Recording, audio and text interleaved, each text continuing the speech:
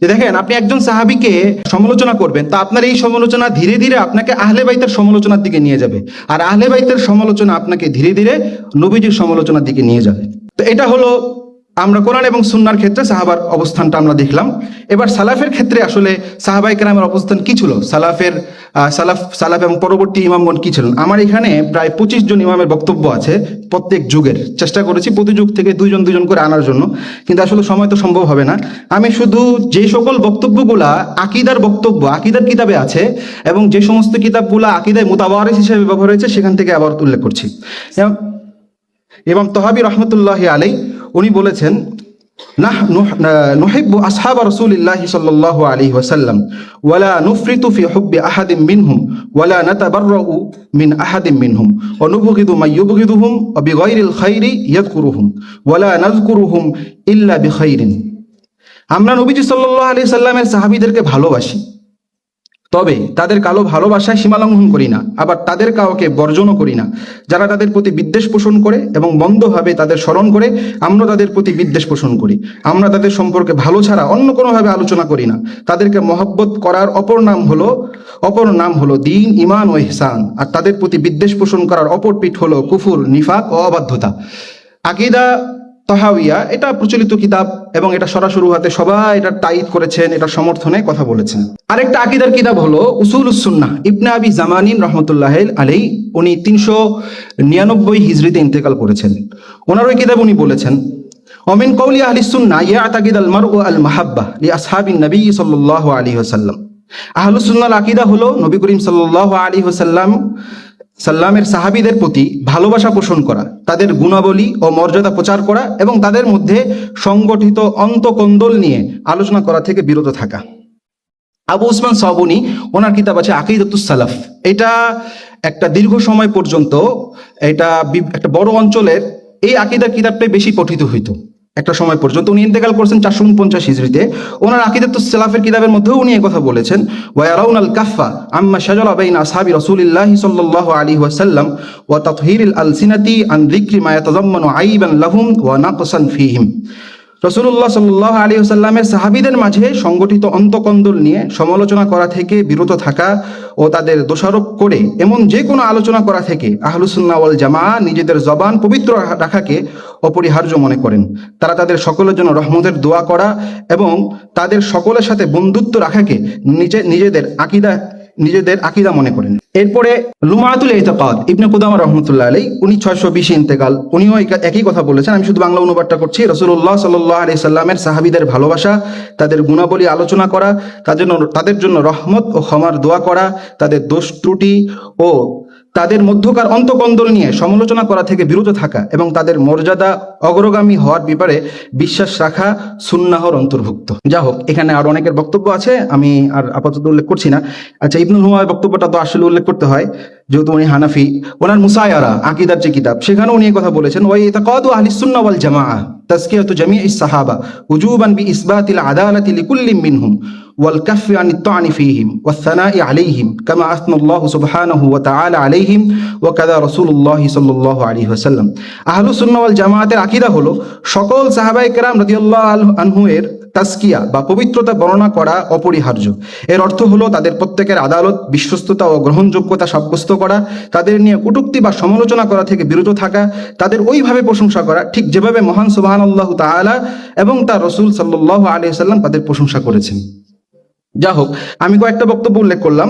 এটা হলো প্রথম পয়েন্টে, যে সাহাবায়ে কেরামের আহলুস সুন্নাহর মওকিফ হলো সাহাবায়ে কেরামের ফাজায়েল বলা, সাহাবায়ে কেরামের দোষত্রুটি থেকে সম্পূর্ণ নিজেকে হেফাজত করা। এবার আসেন দ্বিতীয় যে পয়েন্টটা, যে সাহাবায়ে কেরামের ব্যাপারে যদি আমরা এই ধরনের কোনো কথা পাই যেটা আসলে সাহাবায়ে কেরামের যেটার বাহ্যিক অর্থ দিক থেকে আমরা দেখি যেটা সাহাবায়ে কেরামের উপর কোনো আপত্তি হচ্ছে, তাহলে সেই ক্ষেত্রে আসলে আহলুস সুন্নাহ ওয়াল জামাআর কি মওকিফ ছিল।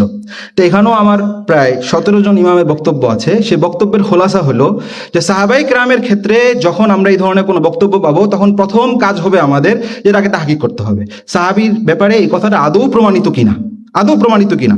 কারণ ইতিহাসের কিতাবে এরকম অনেক কথাই আছে যেটা আসলে প্রমাণিত না, এবং প্রমাণিত যদি হয় এরপরের বিষয় হলো সেটার ইতিবাচক ব্যাখ্যা খোঁজা।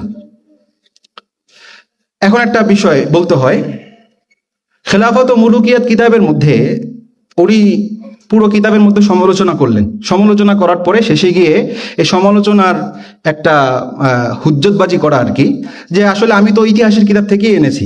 অনেকে আমাকে এখানে মুহাদ্দিসিনদের নকদের সমালোচনা করবে, যে মুহাদ্দিসিনরা তো এগুলো নকদ করে। তো ওনারা এটা বোঝে না যে ইতিহাসের আলোচনা আর হাদিসি নকদের আলোচনা একরকম না। হাদিস নকদ করার ক্ষেত্রে, হাদিস প্রমাণিত কি প্রমাণিত না, এর ক্ষেত্রে অনেক মজবুতির সাথে খেয়াল করতে হয়, কিন্তু ইতিহাসের বিষয়ে এত কিছু না। আসলে এটা একটা বড় ধরনের খালত, তাখলিদ। সেটা হলো ইতিহাসের কিতাবে যা কিছু আছে, তো সেই ক্ষেত্রে সবই যে আসলে সমস্যা। ইতিহাসের কিতাবে যা কিছু আছে, তো সেটার ক্ষেত্রে সবই একেবারে নরমভাবে যাচাই করা হবে, বিষয়টা এরকম না।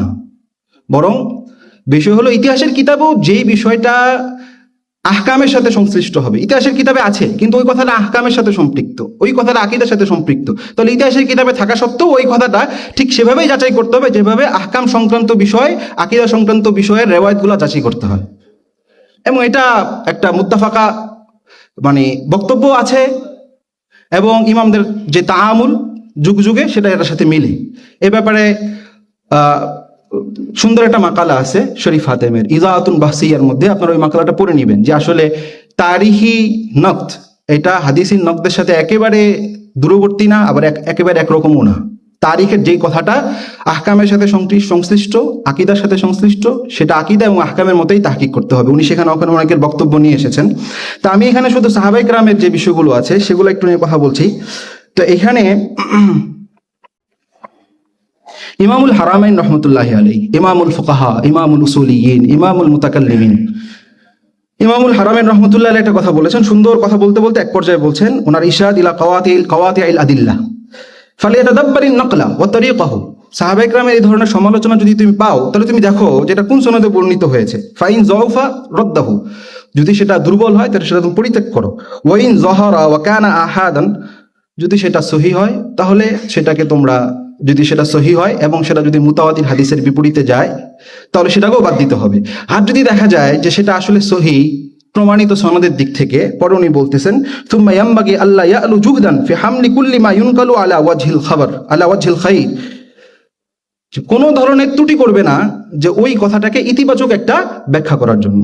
এই ধরনের কথা ইমাম মাজিরি রহমতুল্লাহ আলাইহি ওনার মুআল্লিমের মধ্যে, কাজী ইয়াজ ইকমালুল মুআল্লিমের মধ্যে, ইমাম নববী শরহ মুসলিমের মধ্যে, ইবনে তাইমিয়া রহমতুল্লাহ আকিদাতুল ওয়াসিতিয়ার মধ্যে, ইয়াহিয়া আমিরি উনি ওনার বাহজাতুল মাহফিল, কস্তালানি ইরশাদুস সারির মধ্যে, বাহারাক শাফি উনিও মুস্তাকিল কিতাবই লিখেছেন এই ব্যাপারে, আল হুসামুল মাসদুল আলা মুনতাকিসি আসহাবুর রাসূল। সময় তো শেষ। আচ্ছা, তাহলে আমার তো আসলে সময় শেষ হয়ে গেছে। আমি শেষে একটু কথা বলতে চাচ্ছি, সেটা হলো যে সাহাবায়ে কেরামের মাওকিফের ব্যাপারে যারা সাহাবাদের সমালোচনা করবে, তার ক্ষেত্রে আসলে আহলুস সুন্নাহ ওয়াল জামাতের সাহাবা সমালোচকদের ব্যাপারে মাওকিফটা কি।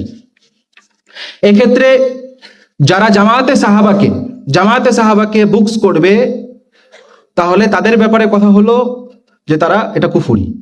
যদি কোনো একজন সাহাবি হওয়ার কারণে যদি বুকস করে তাহলে সেটাও কুফরি। আর যদি এই কারণে না, কিন্তু সাহাবীর সমালোচনা করাটাকে জায়েজ মনে করে, তাহলে সেটাও কুফরি।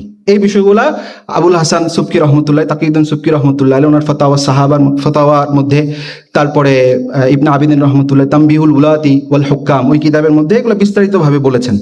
আচ্ছা, যদি এই ধরনের কিছু না, কিন্তু সে সাহাবীর সমালোচনা করে, তাহলে এই ক্ষেত্রে ইমামদের অনেকের বক্তব্য হলো তাদেরকে জরবে শাদীদ করতে হবে, তাদের তাজিল খুব জরুরি। আবুল আব্বাস কুরতুবী রহমতুল্লাহ আলাইহি উনি আল মুফহিমের মধ্যে খুব বিস্তারিত আলোচনা করেছেন। এছাড়া আমরা দেখি যে আলী রাদিয়াল্লাহু তাআলা আনহু উনি যখন শুনেছেন আবু বকর রাদিয়াল্লাহু তাআলা আনহুকে কেউ একজন সমালোচনা করছে, তাকে প্রহার করেছেন। মুআবিয়া রাদিয়াল্লাহু তাআলা আনহুকে একজন সমালোচনা করেছে, এটা শুনেছে ওমর ইবনে আব্দুল আজিজ রহমতুল্লাহ আলাইহি। ওমর ইবনে আব্দুল আজিজ রহমতুল্লাহ আলাইহি কাউকে কখনো নিজ হাতে প্রহার করেনি, কিন্তু এই একজন ব্যক্তিকে শুধু নিজ হাতে প্রহার করেছে। তো এটা হলো সাহাবায়ে কেরামের, যারা সাহাবা সমালোচক, তাদের ব্যাপারে মাওকিফ। আল্লাহ তাআলা আমাদেরকে যে কথাগুলো শুনলাম বোঝার তৌফিক দান করুক, সে অনুযায়ী আমল করার তৌফিক দান করুক। হুব্বে সাহাবা আমাদের আকীদা হিসেবে আল্লাহ তাআলা কবুল করে নিন।